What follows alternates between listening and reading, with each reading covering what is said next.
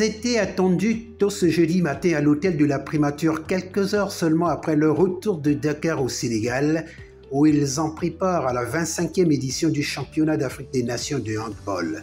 Ils ont reçu les félicitations des autorités au plus haut niveau pour avoir fait honneur à la République en occupant la 3e place avec à la clé une médaille de bronze, une position qui qualifie l'équipe pour le 26e championnat du monde féminin prévu en 2023. Vous sentez mon émotion et ma fierté de m'adresser à vous au nom de son Excellence Monsieur le Président de la République qui m'a chargé de vous traduire sa satisfaction et vous exprimer ses encouragements à la suite de votre prestation au Sénégal et de la moisson dont vous êtes porteur en rentrant au pays.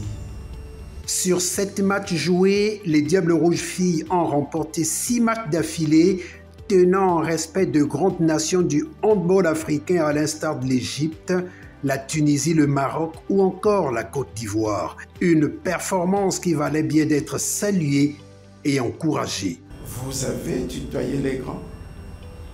Vous avez bravé les briseurs de rêves qui se sont présentés à vous comme des épouvantails, ayant fait peur à tous vos compatriotes qui n'espéraient pas vous voir arriver au niveau où vous êtes arrivés. En ayant été premier de votre groupe, en finissant la compétition après avoir occupé la 3e place, battant ainsi le pays organisateur qui avait été présenté comme le grand épouvantail, vous avez fait honneur à votre pays. Et nous ne pouvions pas vous laisser arriver, vous laisser entrer dans vos domiciles respectifs sans vous traduire la reconnaissance de la nation. Je voudrais, encore une fois, au nom du président de la République, au nom du peuple et de tous les partisans du sport, vous dire toutes mes félicitations, toute notre admiration et demander des acclamations en votre honneur. Des dirigeants de la fédération au staff technique en passant par l'entraîneur, l'équipe d'encadrement et les belles Amazones, tous ont été congratulés par le chef du gouvernement au nom du président de la République. Qualifié pour la Coupe du Monde de 2023, oui, nous avec vous. Ce n'est pas vous qui êtes qualifié, c'est le Congo entier, c'est le gouvernement, c'est le président de la République et c'est tout le peuple congolais qui est qualifié.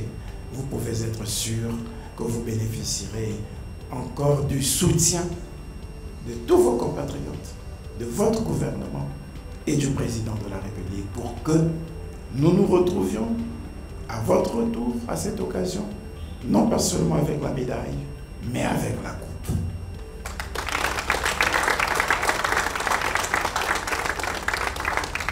Je l'avais dit il y a quelque temps au nom du président de la République que nous étions engagés dans un contrat moral de développement du sport.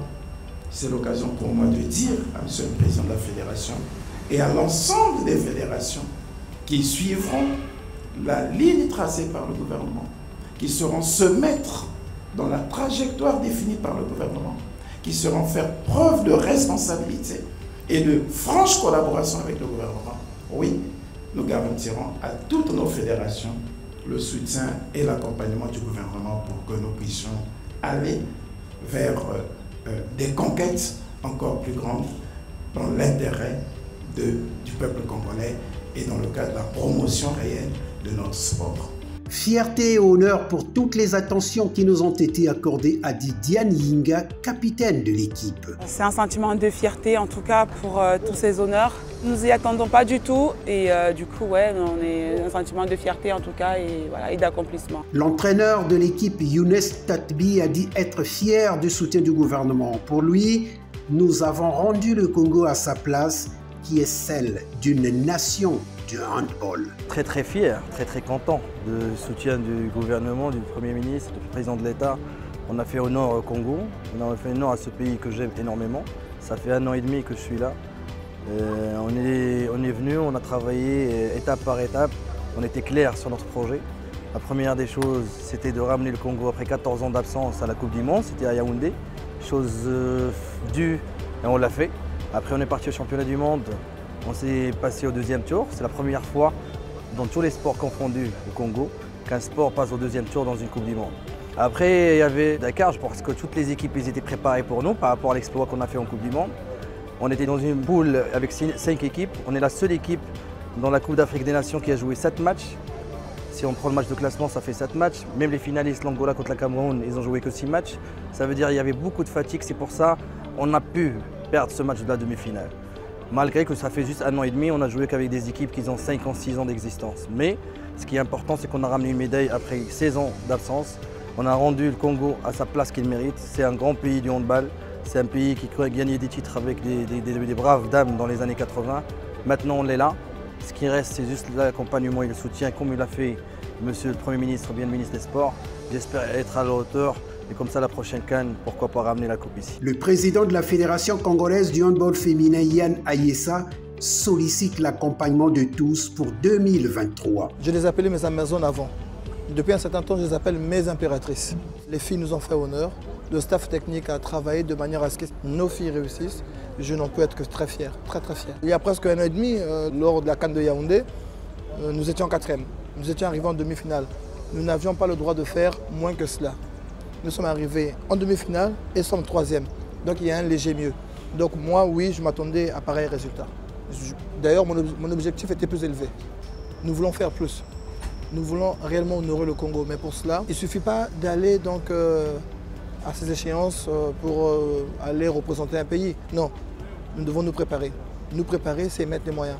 Il faut vraiment mettre les moyens. Nous avons plusieurs stages, il faudra honorer ces stages. Mon sélectionneur, Younes, ne cesse de le dire. Quand on manque un stage, ben écoutez, quand on manque une préparation, ben c'est comme si on partait un peu handicapé à une compétition. Nous devons y aller réellement préparés parce que là-bas, ça ne sera pas des rigolades. Vous savez, la Coupe du Monde, ça sera des grands pays du handball, mais des grands pays du handball. La fois dernière, on y était allé, je pense que vous avez vu, on n'avait pas fait piètre figure. C'était bien. C'était la première fois que le Congo atteigne même le tour principal. On devrait essayer de faire mieux, non? Donc pour cela, il faut investir, il faut les moyens et bien sûr du travail. Et nous, on va travailler. Nous sommes prêts à travailler, mais il faut qu'on nous accompagne. Et le Premier ministre l'a dit ici, qu'on nous accompagnera et j'en suis très heureux. Ainsi fait, les regards restent désormais tournés vers la Coupe du Monde 2023 dans les pays scandinaves.